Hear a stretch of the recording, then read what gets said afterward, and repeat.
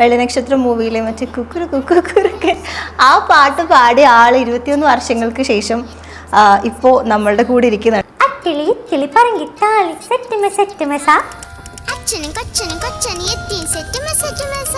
ഈ പാട്ട് നിങ്ങൾ എന്തായാലും കേൾക്കണം എന്ന് പറഞ്ഞിട്ട് ഒരു പാട്ട് സജസ്റ്റ് ചെയ്യാൻ പറഞ്ഞ അതേതായിരിക്കും? ഞാൻ കുക്കുരു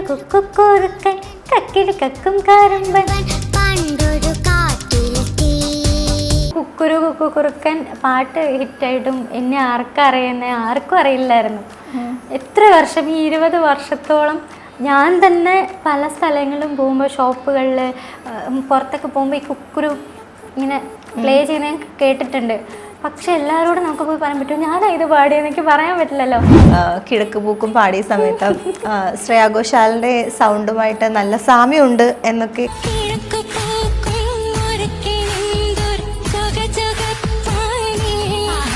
തുടിക്കും കണ്ണിൽ കനവുമായി തിരഞ്ഞു വന്നൊരു തോഴൻ.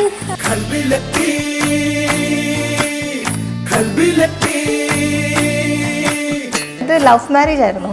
എൻ്റെ ഫസ്റ്റ് ലവ്. അപ്പം എനിക്കൊരു ആഗ്രഹം ഉണ്ടായിരുന്നു, ആരെങ്കിലും പ്രേമിക്കുവാണെങ്കിൽ അത് എന്നെ കല്യാണം കഴിക്കണം എന്നുള്ളത്. എനിക്ക് അത് അതൊരു ആഗ്രഹമായിരുന്നു ഇങ്ങനെ. അപ്പൊ പിന്നെ ഞാൻ അതിൽ തന്നെ ഉറച്ചു നിന്നു. എതിർപ്പുകൾ ഒരുപാടുണ്ടായിരുന്നു, നിന്നു. ലാസ്റ്റ് സമ്മതിച്ചു. ആ ഒരു ലവ് ലൈഫിനും ഹസ്ബൻഡിനും വേണ്ടിയിട്ട് ഒരു പാട്ട് ഡെഡിക്കേറ്റ് ചെയ്യാൻ പറഞ്ഞു.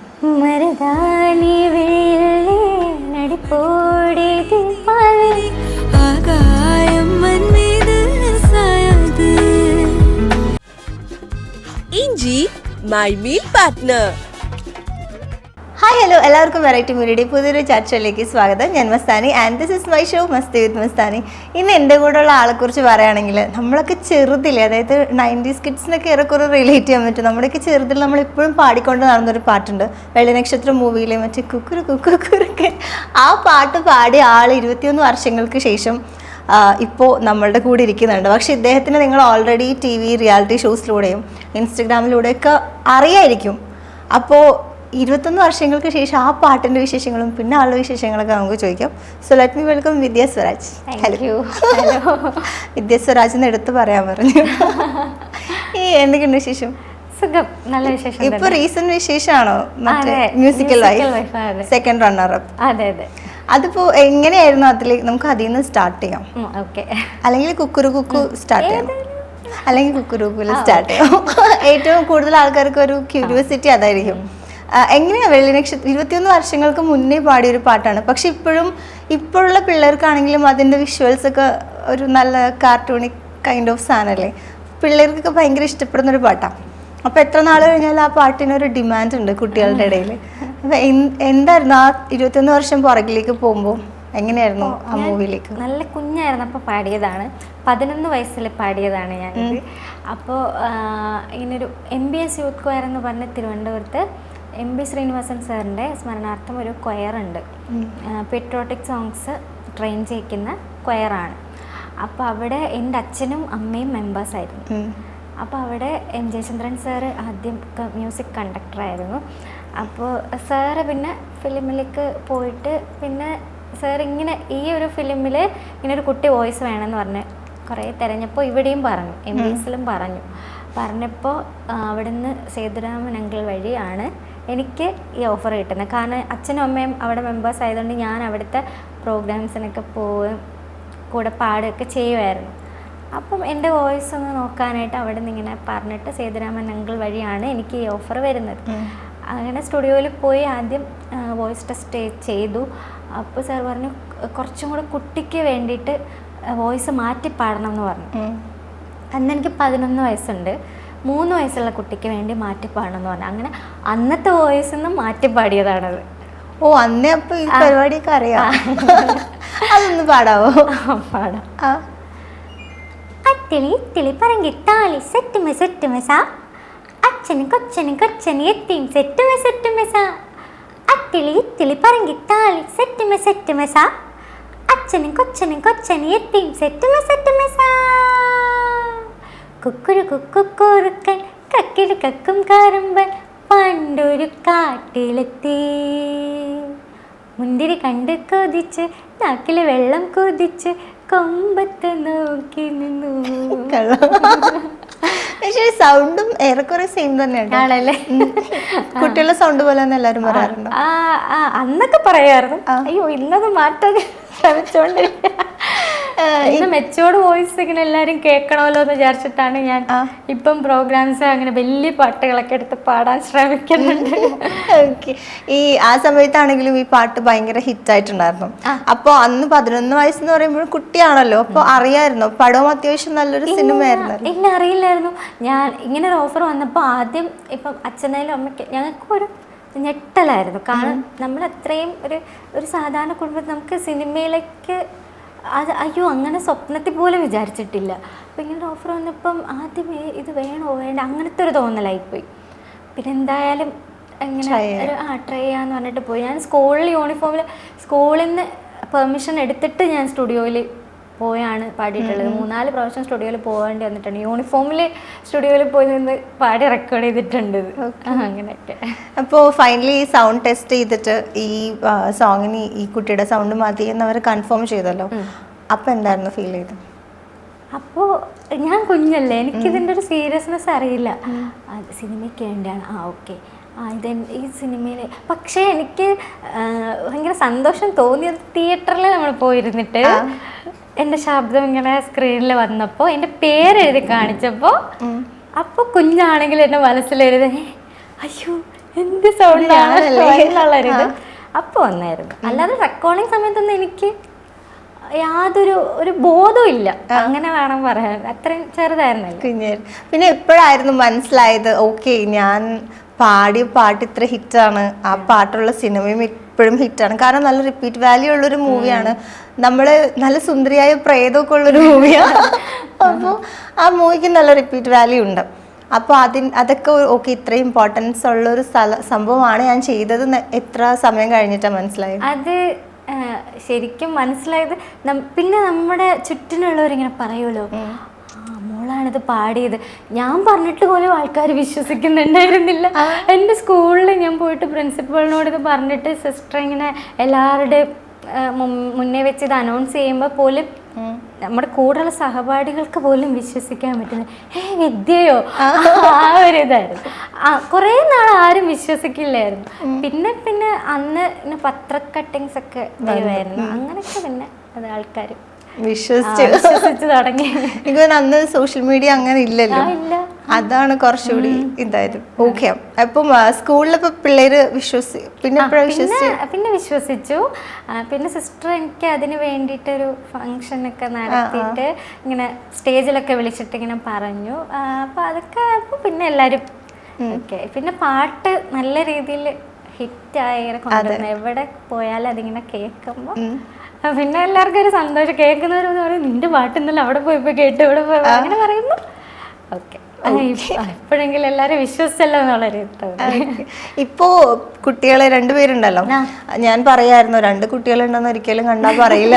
അപ്പോൾ അവർക്കും, കാരണം നമ്മള് ചെറിയ കുട്ടികൾക്ക് എന്തായാലും കാർട്ടൂൺ അതുപോലത്തെ പരിപാടീസ് ആണ് കുറച്ചും കൂടി കാണിച്ചു കൊടുക്കാം.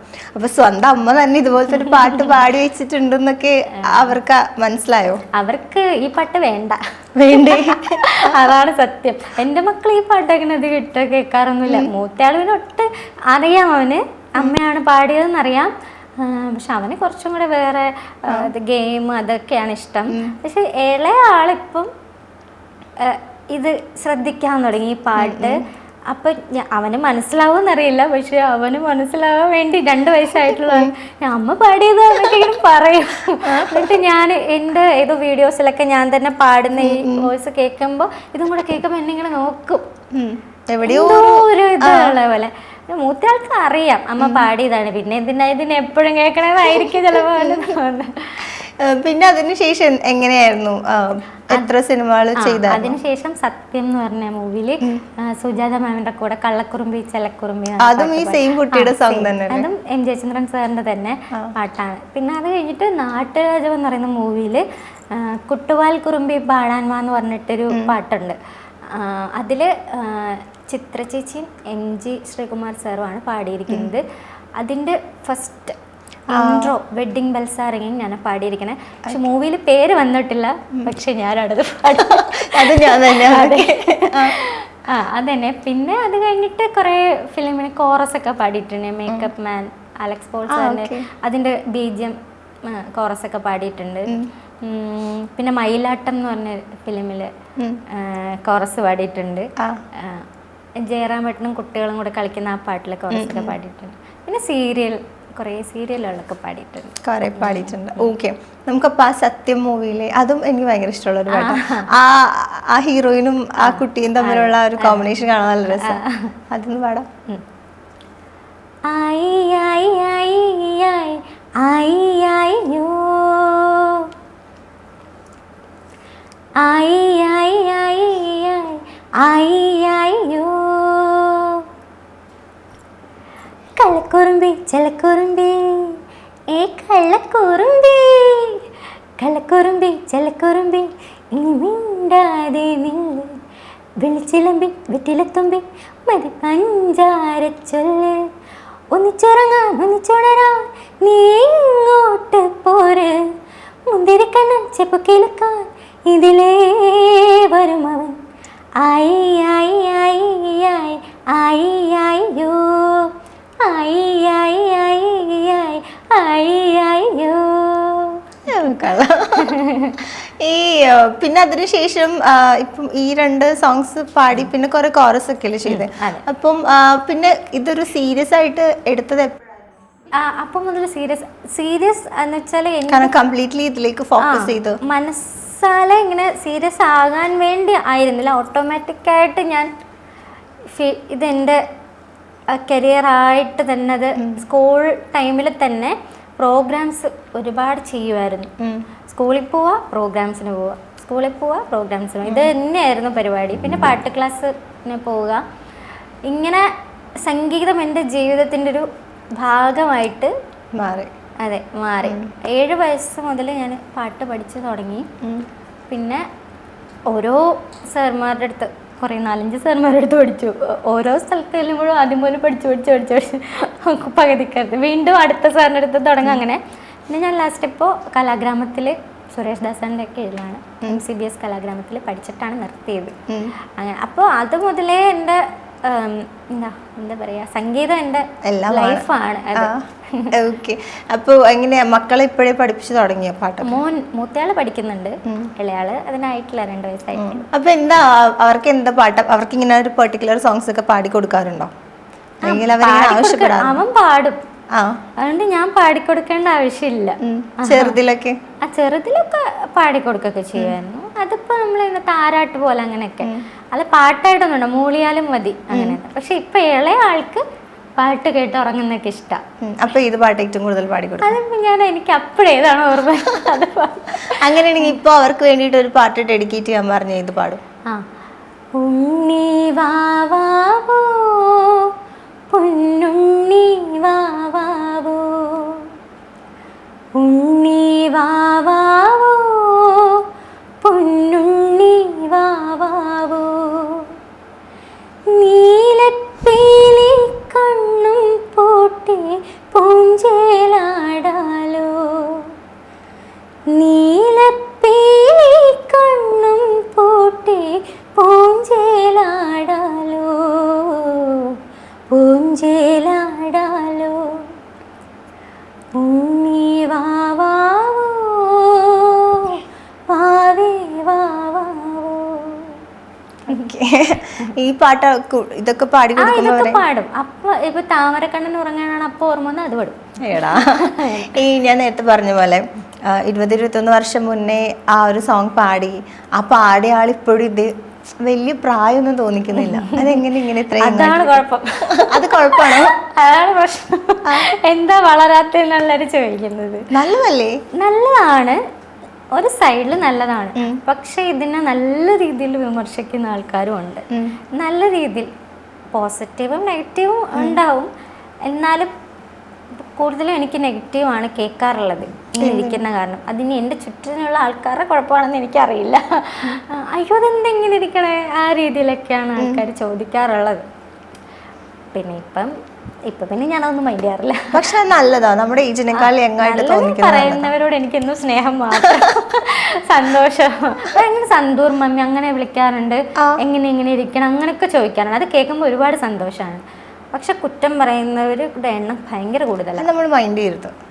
ചിലപ്പോ അവരുടെ ഏജിനേക്കാളും 10 വയസ്സ് കൂടുതലായിരിക്കും കാണുമ്പോ അതിന്റെ ചിലപ്പോ അങ്ങനെ ആയിരിക്കും. ഞാൻ ചിലപ്പോഴൊക്കെ വിചാരിച്ചിട്ടുണ്ട് എന്റെ വീട്ടുകാർക്ക് പ്രശ്നമില്ല, എന്റെ ഹസ്ബൻഡിന് പ്രശ്നമില്ല, പിന്നെ ഇവർക്ക് എന്താ പ്രശ്നം എപ്പോഴും ആലോചിക്കാറുണ്ട്.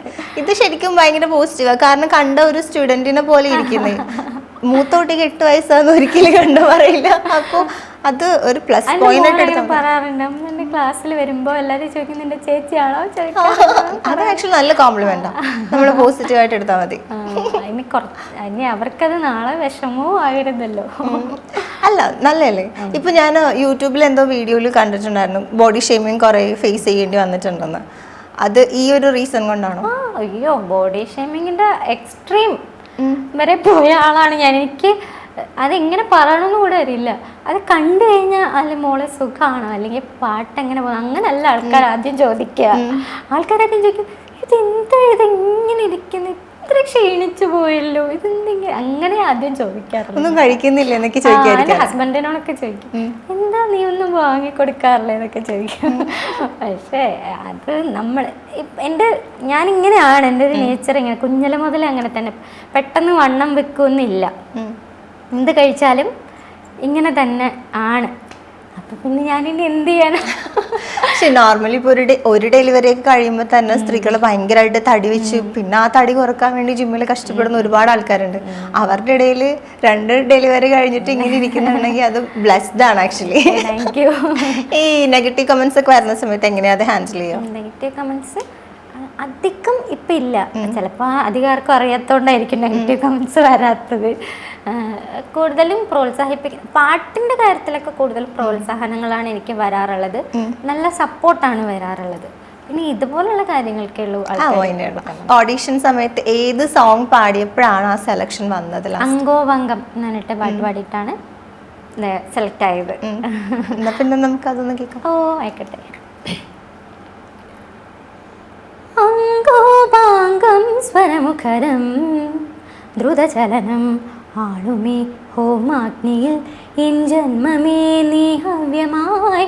അങ്കോപാംഗം സ്വരമുഖരം ദ്രുതചലനം ആളുമേ ഹോമാഗ്നിയിൽ എൻ ജന്മമേ നീ ഹവ്യമായി.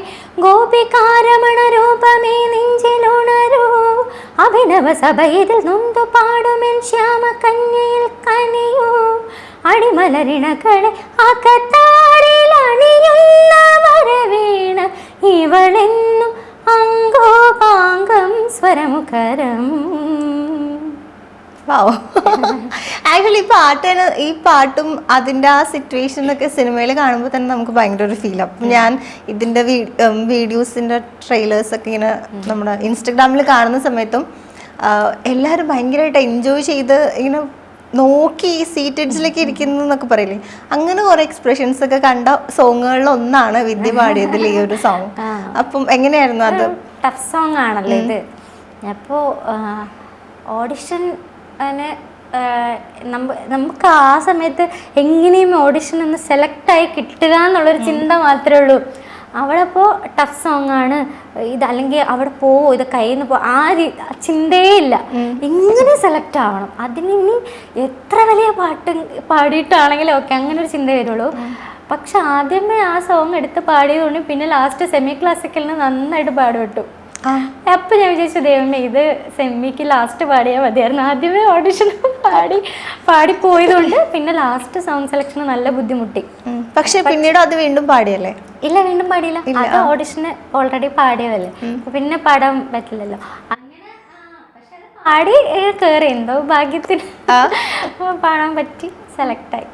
ഈ അതേപോലെ തന്നെ മ്യൂസിക് ലൈഫിന്റെ ഒരു ബെസ്റ്റ് മൊമെന്റ് ആയിരുന്നു അച്ഛൻ വന്ന ഒരു എപ്പിസോഡ് അല്ലേ? അപ്പൊ അതിൽ കുറേ കമന്റ്സ് ഞാൻ കണ്ടു.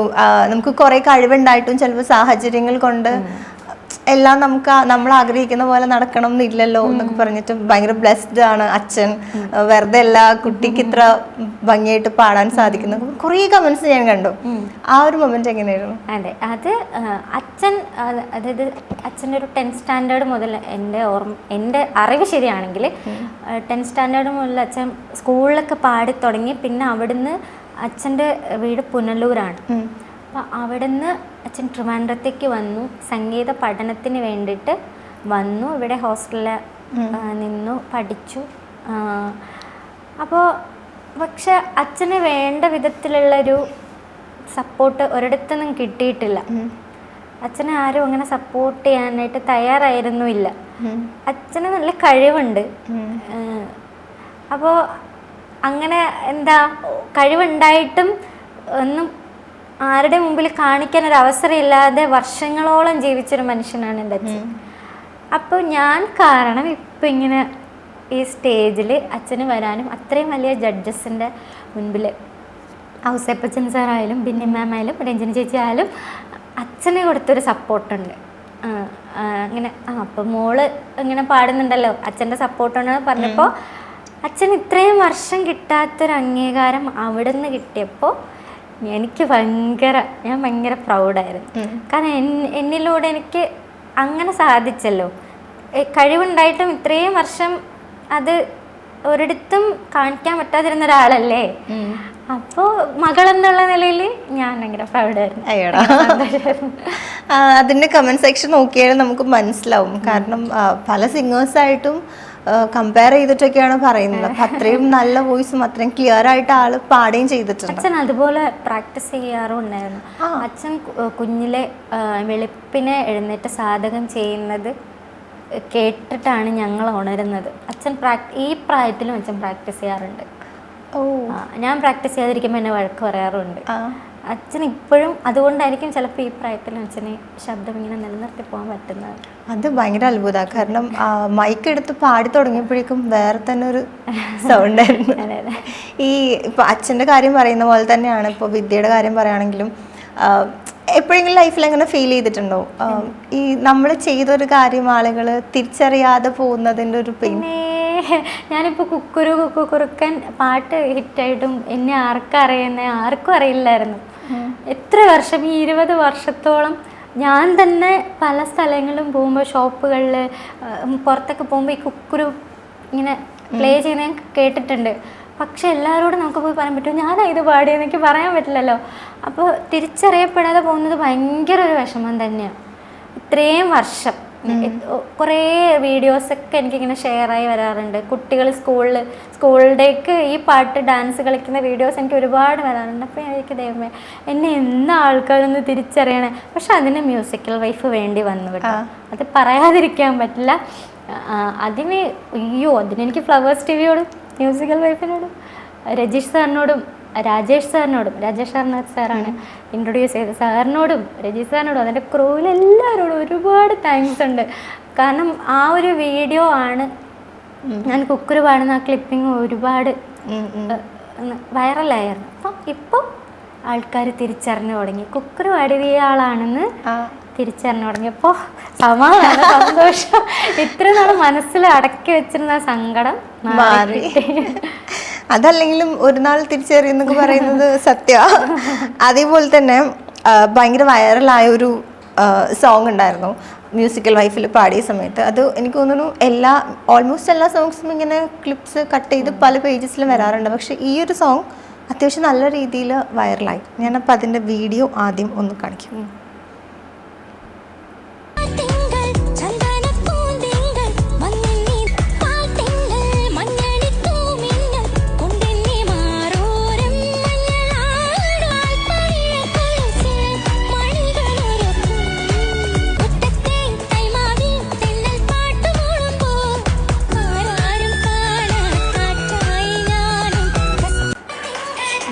ഇതിൽ മറ്റേ ഗ്രീൻ ഡ്രസ്സൊക്കെ ഇട്ടിട്ട് അവരൊക്കെ ഇങ്ങനെ കറക്റ്റ് എന്നുവെച്ചാൽ എല്ലാവരും ഇങ്ങനെ ഭയങ്കര എൻജോയ് ചെയ്തിരിക്കുന്ന ഒരു സാധനം.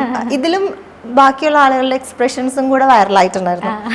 അപ്പം ഇതിന് ശേഷം കിട്ടിയ ഒരു അപ്രിസിയേഷൻ ഒക്കെ അത് നമ്മൾ പറയണം. കണ്ടസ്റ്റൻസ്, നമ്മുടെ കൂടെയുള്ള മറ്റ് കണ്ടസ്റ്റൻസ് പരസ്പരം ഭയങ്കര സപ്പോർട്ടാണ്. മറ്റൊരു റിയാലിറ്റി ഷോയിൽ ഞാൻ ഇത്ര അധികം കണ്ടിട്ടില്ല. നമ്മൾ പരസ്പരം മത്സരിക്കാൻ വന്നവരാണെന്നുള്ള ആ ഒരു ചിന്ത അവിടെ ആർക്കുള്ളതായിട്ട് എനിക്ക് തോന്നിയിട്ടില്ല. ഞങ്ങൾ ഭയങ്കര ഫ്രണ്ട്ലി ആണ്, എല്ലാവരും പരസ്പരം നന്നായിട്ട് സപ്പോർട്ട് ചെയ്യും. ഒരാൾ നന്നായിട്ട് പെർഫോം ചെയ്താൽ അതുപോലെ അപ്രിഷ്യേറ്റ് അങ്ങനെ ചെയ്യും. അതാണ് അതിൽ കാണുന്നത്, ആക്ഷൻ കാണുന്നത്. ഈ പാട്ട് പാടുന്ന സമയത്ത് ഈ ഷെഡ്യൂൾ എനിക്ക് സുഖമില്ലായിരുന്നു. ഞാൻ ഷെഡ്യൂളിന് പോയിട്ട് സുഖമില്ലാതെ ഹോസ്പിറ്റലിലായി ആയിട്ട് ത്രോട്ടിനൊക്കെ പ്രശ്നമായിട്ട് അങ്ങനെ ഇരിക്കുമായിരുന്നു. അപ്പോഴാണ് ഈ ഷൂട്ട് വരുന്നത്. അപ്പോൾ ഞാൻ വിചാരിച്ചു ഇതെങ്ങനെ പാടാൻ പറ്റുമെന്നറിയില്ല. ആ ഷെഡ്യൂള് നല്ല ടഫ് സോങ്ങാണ്. രണ്ട് റൗണ്ടിനും വന്നത്. ഒന്ന് ഇത് പെർഫോമൻസ് റൗണ്ടാണിത്, ഒന്ന് പിന്നെ ലവ് സോങ് റൗണ്ട്. അതിനും ഞാൻ കിഴക്ക് പൂക്കും എന്ന് പറഞ്ഞിട്ട് ഭയങ്കര ഒരു ഹൈപ്പിച്ച് എത്തിപ്പിടിക്കാൻ പറ്റാത്തൊരു പാട്ടായിരുന്നു അതും. അപ്പോൾ ഇത് രണ്ടും എങ്ങനെ പാടുമെന്ന് എനിക്ക് അറിയില്ലായിരുന്നു. അങ്ങനെ സുഖമില്ലാതെ പാടിയതാണ്. എനിക്ക് മാർക്കും കുറവായിരുന്നു. എനിക്ക് തോന്നുന്നു മ്യൂസിക്കൽ ലൈഫിൽ എനിക്ക് ഏറ്റവും മാർക്ക് കുറഞ്ഞത് ഈ പാട്ടിനാണ്. പക്ഷെ ഈ പാട്ടാണ് ഏറ്റവും കൂടുതൽ എനിക്കൊരു ഹൈപ്പ് തന്നത്. എവിടെ നോക്കി ഇതിൻ്റെ മെൻഷൻ എനിക്ക് ഒരുപാട് വരാറുണ്ട്, ഇപ്പോഴും വരാറുണ്ട്, ഇപ്പോഴും ഞാൻ സ്റ്റോറി ഇടാറുണ്ട്. അപ്പോൾ ഞാനിങ്ങനെ ആലോചിക്കുന്നത് സുഖമില്ലാതിരുന്നിട്ട് പാടിയതാണ് ഇത്. പെർഫോം ചെയ്യണം എന്ന് ഉണ്ടായിരുന്നു, സുഖമില്ലെങ്കിലും പാടും എന്നുള്ളൊരിതുണ്ടായിരുന്നു, അങ്ങനെ പാടിയതാ.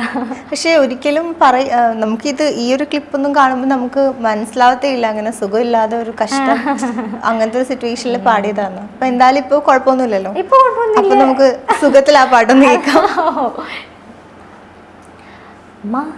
മഴയിലെ പൂ വെയിലിലെ ഞാൻ പാടിയുണർത്തും പുഴപ്പാൽ കുടവുമായി കാൽ തളയുമായി തേടിയൊഴുകും മുട്ടിട്ടും മഞ്ഞിൽ മുല്ല പൂക്കുമ്പോൾ മുറ്റത്തെ കൈമാവിൽ തെന്നൽ പാട്ട് മൂളുമ്പോൾ ആരാരും കാണാതാരാര കസ്തൂരിക്കാവൂരം പൂത്തൊരുങ്ങും ചെല്ലുമ്മ മഴയിലെ പൂ വെയിലിലെ ഞാൻ പാടിയുണർത്തും പുഴപ്പാൽ കുടവുമായി കാൽ തളയുമായി തേടിയൊഴുകും. സൂപ്പർ. ഇപ്പം അത് കൂടാതെ തന്നെ ഞാൻ വേറൊരു കുറച്ചും കൂടി കമൻസ് കണ്ടൊരു പാട്ടാണ് കിഴക്ക് പൂക്കും പാടിയ സമയത്ത് ശ്രേയാ ഘോഷാലിന്റെ സൗണ്ടുമായിട്ട് നല്ല സാമ്യമുണ്ട് എന്നൊക്കെ കുറച്ച് കമന്റ്സും അതും കുറച്ച് ഷെയർസ് ഒക്കെ പോയിട്ടുണ്ടായിരുന്നു. ഇതേപോലെ തന്നെ പല പേജസിലും വന്നപ്പോൾ അതിനും കുറെ കോംപ്ലിമെന്റ്സ് ഒക്കെ കണ്ടിട്ടുണ്ട്. ഞാൻ അതിന്റെ വീഡിയോ ഒന്ന് കാണിച്ചു തരാം.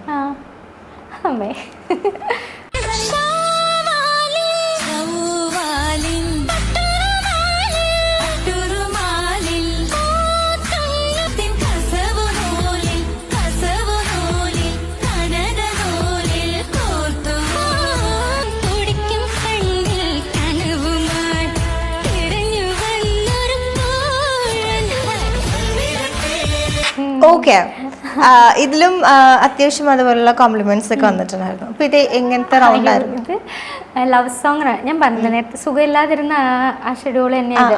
മാമഴയിലെ ഫസ്റ്റ് റൗണ്ട് ആയിരുന്നു, ഇത് സെക്കൻഡ് റൗണ്ട് ആയിരുന്നു. അയ്യോ, ഇത് ശരിക്കും പറഞ്ഞാൽ ഇതെനിക്ക് ഒരുപാട് തിരിച്ചറിവ് തന്നൊരു റൗണ്ടും കൂടിയായിരുന്നു ഈ പാട്ട്. മീൻസ് നമ്മൾ ഈ ഇപ്പോൾ സ്റ്റേജ് ഷോയ്ക്ക് ആയിരുന്നാലും എന്തായാലും നമ്മളൊരു പാട്ട് പഠിച്ച് പാടുമ്പോൾ നമ്മൾ പാട്ട് ചെയ്താൽ ഒറിജിനൽ പിച്ച് ചെയ്താൽ ആ പാട്ട് എങ്ങനെ കേൾക്കുന്നു അതുപോലെ പഠിച്ച് സ്റ്റേജിൽ പോകുന്നു, പാടുന്നു, തിരിച്ചിറങ്ങി വരുന്നു, അങ്ങനെയാണ്. പക്ഷേ ഈ പാട്ട് ഞാൻ പിച്ച് കുറയ്ക്കാതെ ഒറിജിനൽ തന്നെ, അപ്പം കൂടുതൽ അതിനെക്കുറിച്ചൊന്നും ചിന്തിച്ചില്ല ഞാൻ എപ്പോഴും. ഞാൻ അതിന് മുന്നേ ഇത് സ്റ്റേജിൽ പാടിയിട്ടുള്ള പാട്ടാണ്, അപ്പോഴും ഞാൻ അങ്ങനെ പിച്ച് മാറ്റിയിട്ടൊന്നുമില്ല. പക്ഷെ എനിക്കന്ന് സുഖമില്ലാതെ ഇരിക്കുമായിരുന്നു. അപ്പോൾ വേണമെങ്കിൽ പിച്ച് കുറയ്ക്കാന്ന്, പക്ഷെ ആ ബുദ്ധി എനിക്ക് പോയില്ല. അതുകൊണ്ട് ഞാൻ ഫ്ലോറിൽ കയറി എവിടെയൊക്കെയോ എത്തിച്ചു, എവിടെ ഇറങ്ങി വന്ന് പാടിയൊരു പാട്ടായത്. അപ്പോൾ ജഡ്ജസ് പറഞ്ഞായിരുന്നു അത്രയും ഭയങ്കരമായിട്ട് പിച്ച് കൂടിപ്പോയി എന്ന് പറഞ്ഞായിരുന്നു. അപ്പം അന്നാണ് തിരിച്ചറിയുന്നത്, ദൈവമേ തിരുത്തേണ്ടതായിരുന്നല്ലോ അത്. കുറച്ചും കൂടെ ചിലപ്പോൾ പിച്ച് കുറച്ച് പാടിയിരുന്നെങ്കിൽ ഒരു പക്ഷേ കുറച്ചും കൂടെ ക്ലീനായിട്ടത് വരുമായിരുന്നു. അത് ഭയങ്കര സ്ട്രെയിനായിപ്പോയി, എൻ്റെ മിസ്റ്റേക്കാണ്. അപ്പോൾ അതിനുശേഷം ഞാൻ ഏത് പാട്ട് കിട്ടിയാലും പിച്ച് കുറയ്ക്കണോ അങ്ങോട്ട് ചോദിച്ച് കുറയ്ക്കേണ്ടതാണെങ്കിൽ കുറച്ച് പാടി അങ്ങനെ ശീലിക്കാറുണ്ട്. എന്നാലും ഒറിജിനൽ ഇത് പിച്ച് പറ്റുവാണെങ്കിൽ അതിന് പാടാൻ നോക്കാറുണ്ട്. പക്ഷെ നമ്മൾ വെറുതെ റിസ്ക് എടുക്കണ്ടല്ലോ വെച്ചിട്ട് കുറച്ച് പാടാനൊക്കെ പിന്നെ നോക്കും. അപ്പൊ ഇപ്പൊ നമുക്ക് അത് കറക്റ്റ് ചെയ്ത് കേൾക്കാം. ആയിക്കോട്ടെ. കിഴക്ക് പൂക്കും മുറുക്കിനെന്തൊരു ചുകചുകപ്പാടേ, പുതുക്ക പെണ്ണിൻ കവിളിലെന്തൊരു തുടുതുടുപ്പാടേ, എനിക്കും നെഞ്ചിൻ കരിക്കുമായി പറന്നു വന്നൊരു മാരൻ, തുടിക്കും കണ്ണിൽ കനവുമായി തിരഞ്ഞു വന്നൊരു തോഴൻ. ഓക്കെ.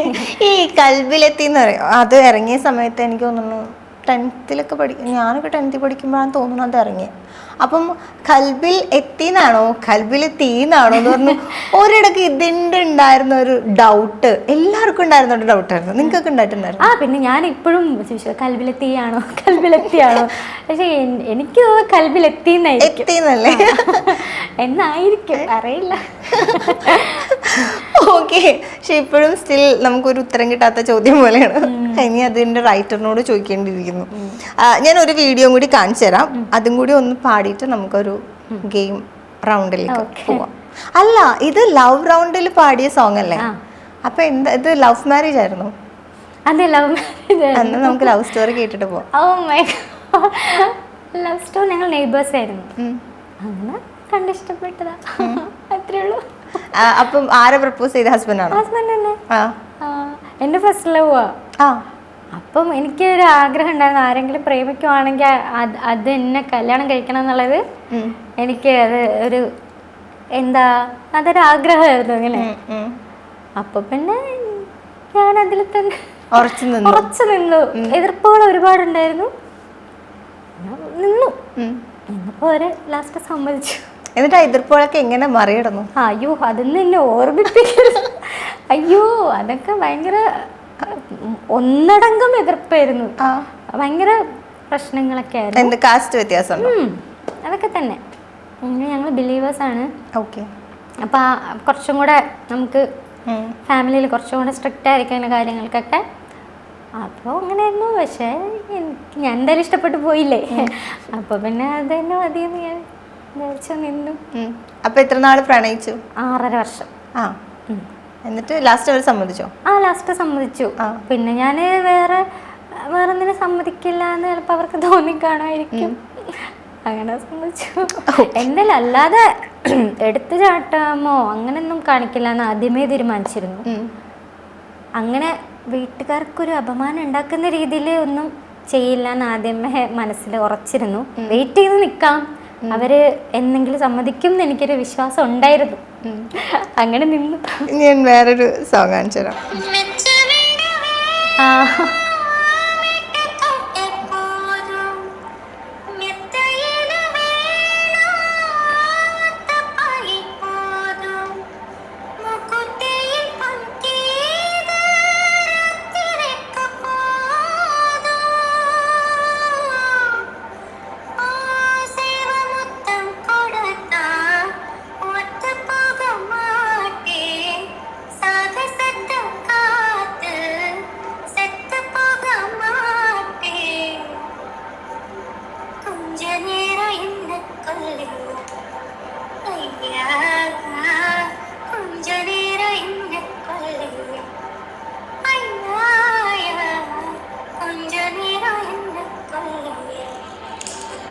ഓക്കെ, നമ്മൾ കുറേ സമയമായിട്ട് മലയാളം സോങ്സ് ആണ് കൂടുതലും കേൾക്കുന്നത്. അപ്പം നമുക്ക് ഈ ഒരു സോങ് കൂടി കേട്ടിട്ട് നമുക്കൊരു ചെറിയ ഗെയിമിലേക്ക് പോകാം. തമിഴ് സോങ് ആണോ?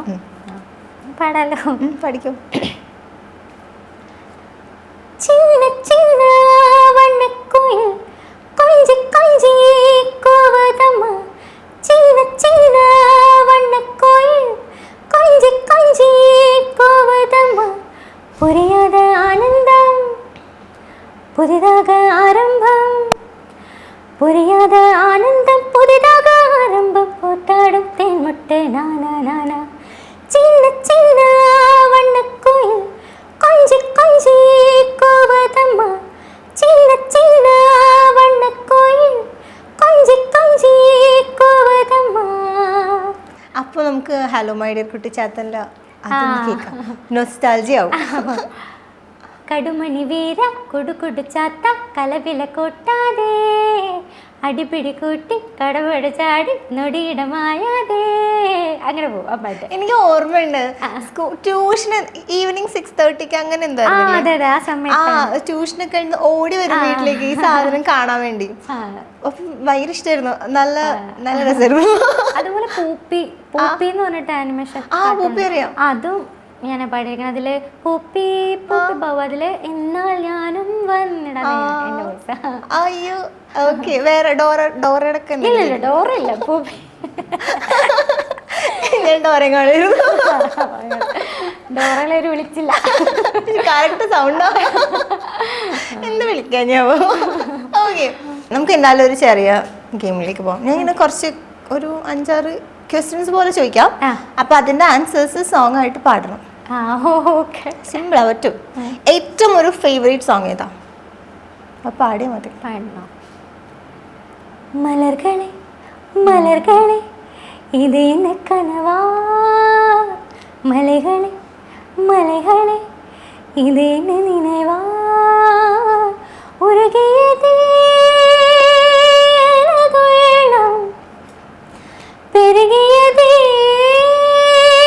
വീഴം, വിണ്ണോടും നീരാൻ മണ്ണോടും നീരാൻ കണ്ണോടും നീരാൻ വാ. ഇതെന്റെ ഫേവറേറ്റ് ആണ്. ഇതാണ് എപ്പോഴും കൂടുതലും കേൾക്കാൻ. പിന്നെ മുൻപേ വാ നൻപേ വാ എപ്പോഴും കേൾക്കും. എനിക്ക് ആ പാട്ട് ഇഷ്ടമില്ല.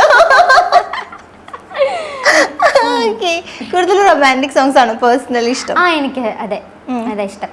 ഓക്കെ, ഈ ഇപ്പോൾ ഒരു നോൺ മലയാളീനെ കണ്ടുമുട്ടുകയാണെങ്കിൽ ആ ആൾക്ക് ഈ പാട്ട് നിങ്ങൾ എന്തായാലും കേൾക്കണം എന്ന് പറഞ്ഞിട്ട് ഒരു പാട്ട് സജസ്റ്റ് ചെയ്യാൻ പറഞ്ഞാൽ അതേതായിരിക്കും? കുക്കുറു കുക്കുറു.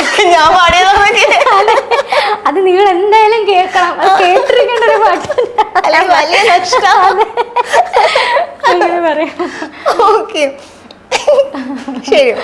ഒരു ഈവനിങ് ടൈം ഭയങ്കര റിലാക്സ്ഡ് ആയിട്ടൊക്കെ ഇരിക്കുമ്പോൾ ഒരു പാട്ട് കേൾക്കാൻ ഏത് പാട്ട് കേൾക്കുമെന്ന് സജഷൻ ചോദിച്ച് ചെയ്ത് കൊടുക്കും? വേണമെങ്കിൽ ഒരു മഴ, കട്ടൻ ചായ, അങ്ങനല്ലേ?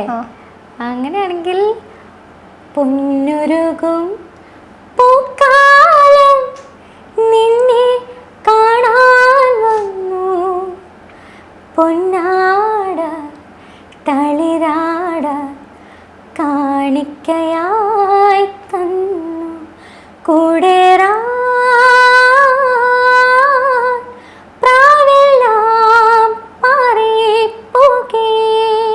കട്ടൻ ചായ. ആ ഒരു ഇത് വേണമെങ്കിൽ ജോൺസൺ മാഷിന്റെ പാട്ട് തന്നെ എന്തായാലും വരുള്ളൂ. അതെനിക്ക് ഭയങ്കര ഇഷ്ടമുള്ള ഒരു പാട്ടാണ്. ഓക്കെ, ഞാൻ പാടിയിട്ടുണ്ട്, മ്യൂസിക്കൽ വൈഫിൽ ഞാൻ ഇത് പാടിയിട്ടുണ്ട്. ഓക്കെ, ഇപ്പം ഓക്കെ ഇപ്പൊ ലവ് മാരേജ് ആയിരുന്നല്ലോ, അപ്പോൾ ആ ഒരു ലവ് ലൈഫിനും ഹസ്ബൻഡിനും വേണ്ടിയിട്ട് ഒരു പാട്ട് ഡെഡിക്കേറ്റ് ചെയ്യാൻ പറഞ്ഞു. മരുതാനി മരുതാനി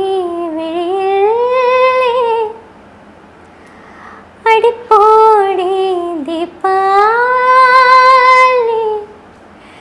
ഗംഗ ഇன்று കനலை காட்டும், கானல் கானல் என்று கங்கை காட்டும், வாழும் வைக்க தண்ணீர் வேண்டும், காதல் கதைக்க கண்ணீர் வேண்டும்,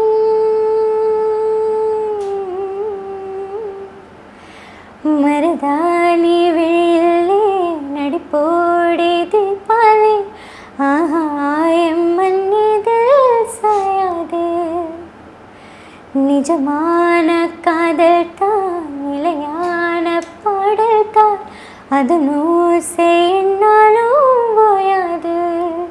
ഞങ്ങൾ ഇത് പ്രേമിച്ച് നടക്കുമ്പോൾ ഏറ്റവും ഇഷ്ടപ്പെട്ടിരുന്ന പാട്ടാണിത്.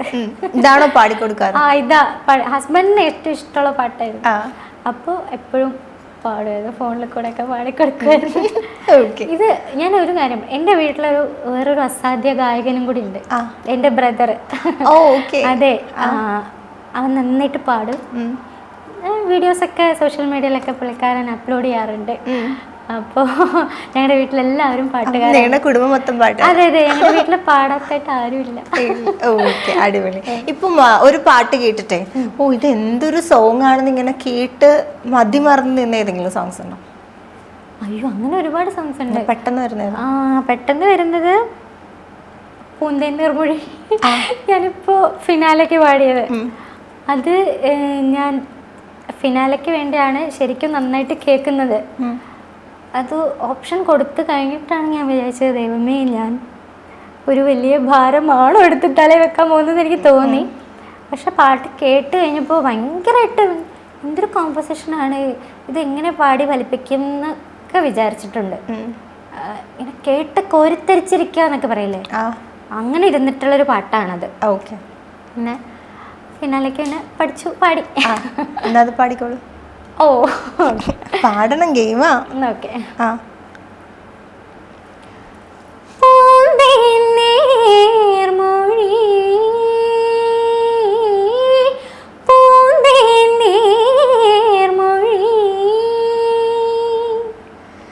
മതിമുഖി മധുമൊഴി പാടുക പാടുക നീ,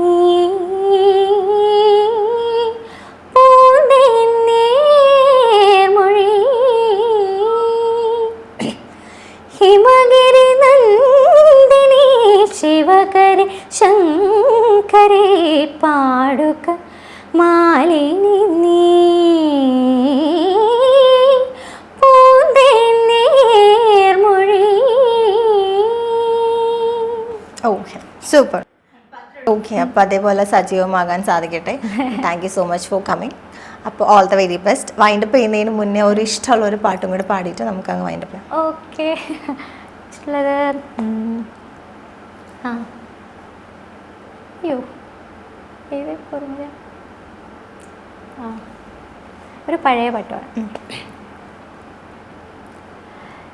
നാദിരതിരുത്ത തോം ന തോം തനനനന മാനസേശ്വരി മനോഹരേ വരു, നാദിരതിരുത്ത തോം ന തോം തനനനന മാനസേശ്വരി മനോഹരേ വരു, തകടധീം തക തകടധീം തക തകടധീം തനന തനന തനനനന, നാദിരതിരുത്ത തോം ന തോം തനനനന മാനസേശ്വരി മനോഹരേ വരൂ. Okay, thank you. Thank you. Inji, my meal partner.